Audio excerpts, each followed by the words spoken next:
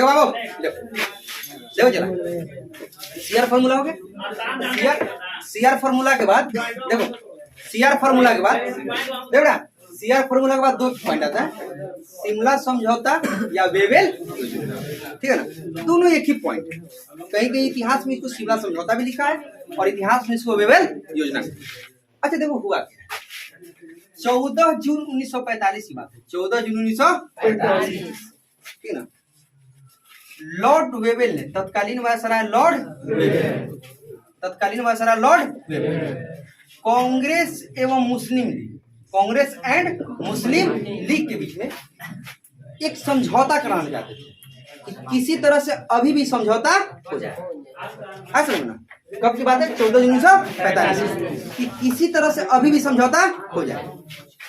इसी समझौता, और ये समझौता कहाँ करवा रहे थे, शिमला में। कहाँ करवा रहे थे? इसी समझौता को इतिहास में कहा जाता है शिमला समझौता।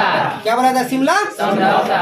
अच्छा, शिमला समझौता कब संपन्न हुआ था, 14 जून 1945, 14 जून 1945, 14 जून 1945, 14 जून 1945। अच्छा, शिमला समझौता के समय भारत के तत्कालीन वायसराय कौन थे, लॉर्ड वेवेल। कौन थे?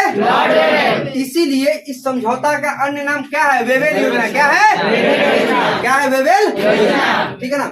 अच्छा, यह समझौता किसके किसके बीच में कराई थी, कांग्रेस और मुस्लिम, कांग्रेस और मुस्लिम पहली पार्टी, दूसरी पार्टी पहली, दूसरी, ठीक है। इस समझौता में कुल 21 नेता शिमला पहुंचे थे। कितना नेता, 21 नेताओं की बटालियन शिमला में पहुंची थी। कहाँ पे पहुंची, शिमला में। हालांकि गांधी जी इस समझौता में शामिल नहीं थे बेटा, पर गांधी जी इसमें शिमला में उपस्थित थे। कहाँ थे गांधी जी, शिमला में, शिमला में ही उपस्थित थे, पर इस समझौते में नहीं गए। नहीं, इस समझौते में नहीं गए, शिमला में थे बेटा, पर इस समझौते में नहीं गए, बट शिमला में ही थे। इधर है, कहाँ पे थे, शिमला में। अब देखिए कितने नेता उपस्थित थे, 22, ठीक है। गांधी जी शिमला में ही थे, पर इस समझौते में नहीं गए। इस देखो, अरे बाबू देखो, इस समझौते में कांग्रेस और मुस्लिम लीग के बीच में सहमति नहीं बनती। नहीं सहमति बनने से, क्यों नहीं सहमति बनती है, इस पे पहले पॉइंट समझो कि सहमति क्यों नहीं बनती। मेन पॉइंट है कि समझौते में ऐसी कौन सी बिंदु थी जो प्रस्तुत किया गया। तो सबसे पहले समझौते में पहली बिंदु प्रस्तुत की बेटा कि एक कार्यकारी परिषद का गठन किया जाएगा। किसका गठन किया जाएगा, कार्यकारी परिषद, ठीक है ना। और इस कार्यकारी परिषद में बेटा देखो, देखो यहाँ पे एक कार्यकारी परिषद की गठन की जाएगी, और यह कार्यकारी परिषद में मुस्लिम लीग एंड कांग्रेस दोनों को मिलाकर बनाएगा, ठीक है। और यही कार्यकारी परिषद सरकार चलाएगी। क्या चलाएगी, सरकार चलाएगी, ठीक है ना। दूसरा पॉइंट बोला जाए, यह कार्यकारी परिषद तब तक भारत की अस्थायी सरकार को चलाएगी जब तक कि संविधान पूरी तरह से बनकर तैयार ना। समझना, यह कार्यकारी परिषद कब तक सरकार चलाएगी, जब तक कि संविधान पूरी तरह से बनकर तैयार ना, या संविधान पर आम सहमति दोनों गुटों में ना बन जाए। इधर है शिमला समझौता के प्रथम, बाबू ए चला देखो, अब पढ़ा रहे तुम लोग, उधर बात करने बिजी हो, पूछेंगे नहीं बताओगे, चला दे देंगे 2-4 डंडा। सुनो ना, देखो भाग इधर देख, देखो यहाँ पे शिमला समझौता के प्रथम बिंदु कि एक कार्यकारी परिषद की गठन की जाएगी, जिस कार्यकारी परिषद में कांग्रेस एवं मुस्लिम लीग दोनों से सदस्यों को लिया जाएगा। क्लियर है, एक कार्यकारी परिषद की गठन की जाएगी जिसमें कांग्रेस और मुस्लिम लीग दोनों से सदस्यों को लिया जाएगा, और सरकार चलाने की बात करी जाएगी। यह कार्यकारी परिषद तब तक सरकार चलाएगी, अस्थायी सरकार चलाएगी, जब तक कि संविधान पर आम सहमति ना बने। यहीं पे मोहम्मद अली जिन्ना पेच फंसा दिया। देखो, मोहम्मद अली जिन्ना को समझौता करना था नहीं, वो मूड बना लिया था कि हमको धर्म के नाम पे अलग देश चाहिए, और समझौता करने वाला होता ना बाबू, तो शिमला समझौता में समझौता कर लेता। इसमें कौन सी गलत बात है कोई बात गलत बात है? दोनों के सदस्य शामिल होंगे कार्यकारी परिषद में, और कुछ समझौता करने वाला व्यक्ति होता है तो कुछ सेक्रीफाइस भी करता है, पर मोहम्मद अली जिन्ना सेक्रीफाइस करना चाहिए, उनसे बोला भी नहीं गया सेक्रीफाइस करने के लिए, वो भाकुर से बोला गया सेक्रीफाइस करने के लिए है। वो बूढ़ा रहता है, तुम लोग रहता था मार के 2-4 लाख दिमाग ठंडा कर देता, अब करने नहीं कर देता है। अरे भाकुर जब समझौता होता है तो कुछ सेक्रीफाइस करता है, और यहाँ पे सेक्रीफाइस करने के लिए बोला लॉर्ड वेवेल, नहीं बोला। क्या बोले लॉर्ड वेवेल, एक बात बोले कि कार्यकारी परिषद की गठन करी जाएगी, और उस कार्यकारी परिषद में कांग्रेस और मुस्लिम लीग दोनों के सदस्यों को मिला करके बनाया जाएगा, ठीक है ना। यह कार्यकारी परिषद अस्थायी सरकार तब तक चलाएगी जब तक कि संविधान पर आम सहमति ना बने। तो कौन सी बात बोल गए जो आप सेक्रीफाइस करिएगा, आपसे तो कुछ मांगा नहीं था। इस समझौते में से कौन सी चीज थी जो गलत थी, जो आपको सेक्रीफाइस करना था, आपको बलिदान देना था? कुछ भी नहीं करना था, करना था नहीं करना था, यही चीज क्यों नहीं करना था? क्योंकि वो ऑलरेडी माइंड मेकअप कर चुका था कि मुझे धर्म के नाम पे अलग देश चाहिए। उसको समझौता नहीं करना था। अगर समझौता करना होता ना तो कब की समझौता हो गया, ठीक है ना। और दूसरा कारण क्या था कि कांग्रेस की तरफ से देखो दो पार्टियों के बीच में समझौता, कांग्रेस और मुस्लिम लीग। तो कांग्रेस तरफ से मौलाना आजाद थे। कौन थे? मौलाना आजाद। कांग्रेस की तरफ से प्रतिनिधित्व कर दे बेटा मौलाना आजाद। और मुस्लिम लीग से मोहम्मद अली। कौन था? मोहम्मद अली। देखो बेटा ध्यान दो, यह भी एक मुसलमान, यह भी एक मुसलमान। इस देश को जोड़ना चाहते थे, इस देश को फर्क होता है बेटा, ऐसा समझना। इसी बात पे एक बात याद रखना कि फर्क होता है खुदा और फकीर में, फर्क होता है किस्मत और लकीर में। कुछ चाहो और ना मिले तो समझ लेना कि इससे भी अच्छा लिखा है तुम्हारे तकदीर में।